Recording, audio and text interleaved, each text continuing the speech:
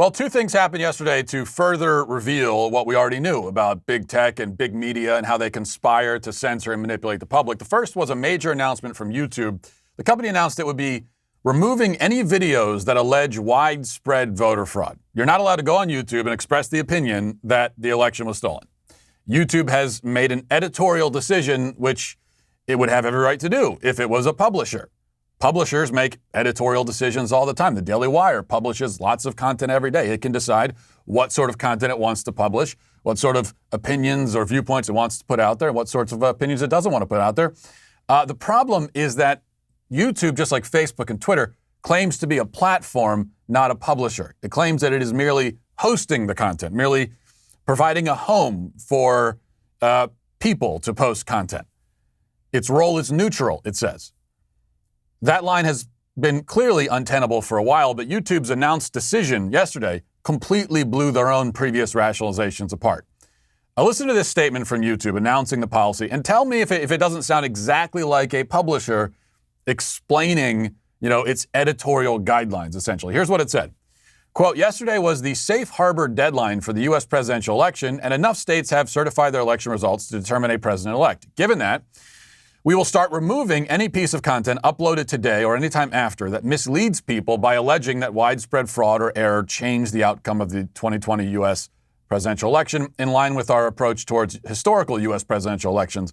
For example, we will remove videos claiming that a presidential candidate won the election due to widespread software glitches or counting errors. We will begin enforcing this policy today and we'll ramp it up in the coming weeks. It doesn't matter what you think about the voter fraud question. The point is that some people have the opinion that the election was stolen, that there was fraud, etc. And if YouTube is a neutral platform, then they should be able to express that opinion on it. Yet it's not a neutral platform. And that is why, you may have noticed, YouTube has, for the past 4 years, played host to many, many videos alleging that Donald Trump stole the election in 2016, that he's not a legitimate president, that he's in cahoots with Russia, and so on. I mean, they said this is in line with their historical approach to presidential elections. Oh, really? I went to YouTube before the show, searched for just like 2 seconds, and I found this video on YouTube. Watch. I believe he knows he's an illegitimate president. He knows that there were a bunch of different reasons why the election turned out the way it did. And I take responsibility for those parts of it that I should. But Jane, it was like applying for a job and getting 66 million letters of recommendation and losing to a corrupt human tornado. And so I know that he knows that this wasn't on the level. I don't know that we'll ever know everything that happened, but clearly we know a lot and are learning more every day, and history will probably sort it all out. So of course he's obsessed with me, and I believe that it's a guilty conscience in so much as he has a conscience. A corrupt human tornado. Right. If Donald Trump is a corrupt human tornado, then Hillary Clinton is the whole damn hurricane. So that's and speaking of not having a conscience, but that sounds, what you just heard there, sounds an awful lot like Hillary Clinton alleging that Trump stole the election. If Trump is an illegitimate president, that would mean that he won the election by fraud of some kind. I mean, if he won the election legitimately, then he's a legitimate president. That's what Hillary Clinton is claiming here. It's what she's claimed repeatedly over the past 4 years. It's what the media has claimed, the Democrats have claimed. And yet their videos remain up. Their posts have not been taken down. They're not censored.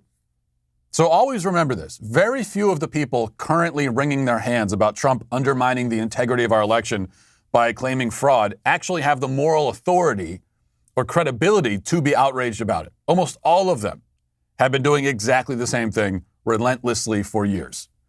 And this is just one example of censorship and manipulation by big tech and big media to come out of yesterday. Here's the other. If you go to Google right now, type in the words Hunter Biden, an amazing thing will happen. Now, you recall that up until this moment, if you typed in Hunter Biden, you would find mostly a bunch of articles from mainstream media sources telling us that all the stuff about Hunter Biden and Biden family corruption was a bunch of fake news. You find fact checkers debunking it, articles explaining why the whole thing is really nothing at all. And if you went to Twitter or Facebook, you'd find not much about Hunter Biden at all because most of the subjects, most of the posts on that subject were taken down in the most massive and coordinated censorship campaign we'd ever seen up to that point. Now, YouTube is going to try to give it a run for its money, though. But now, today, go to Google, type in Hunter Biden, and you get tons of headlines posted just today or last night saying stuff like this. Here are some examples. Federal criminal investigation into Hunter Biden focuses on his business dealings in China. Justice Department's interest in Hunter Biden covered more than taxes. Joe Biden's son, Hunter Biden, under federal investigation for tax case. Hunter Biden tax affairs under federal investigation. Links to China funds emerge, sources say. Hunter Biden tax probe, examining Chinese business dealings. And on and on. Now, what happened? I'm old enough to remember 4 weeks ago when the Hunter Biden story was fake news. So fake that Twitter had to ban you if you talked about it. Now, here's what a CNN article, and they're one of the headlines I mentioned before, but a CNN article published this morning, this is their report. They say, quote, after going quiet in the months before the election, federal authorities are now actively investigating the business dealings of Hunter Biden, a person with knowledge of the probe said. His father, President-elect Joe Biden, is not implicated. Now that the election is over, the investigation is entering a new phase. Federal prosecutors in Delaware, working with the IRS Criminal Investigation Agency and the FBI, are taking overt steps, such as issuing subpoenas and seeking interviews. Activity in the investigation had gone covert in recent months due to Justice Department guidelines prohibiting overt actions that could affect an election, the person said. It then goes on to say, quote, investigators have been examining multiple financial issues, including whether Hunter Biden and his associates violated tax and money laundering laws in business dealings in foreign countries, principally China, according to two people briefed on the probe. Oh, so in other words, the original report from the New York Post, which was banned on Twitter and condemned or ignored by outlets like CNN, was correct. The Justice Department just didn't want to confirm it because they didn't want to affect an election. But they didn't want to affect it how? With the truth? What they're telling us is that they were afraid the truth might influence our vote, so they decided not to tell us the truth. To me, that sounds an awful lot like affecting an election. If you're going to affect an election with the truth or not the truth, better to affect it with the truth. In fact, elections are supposed to be affected by the truth.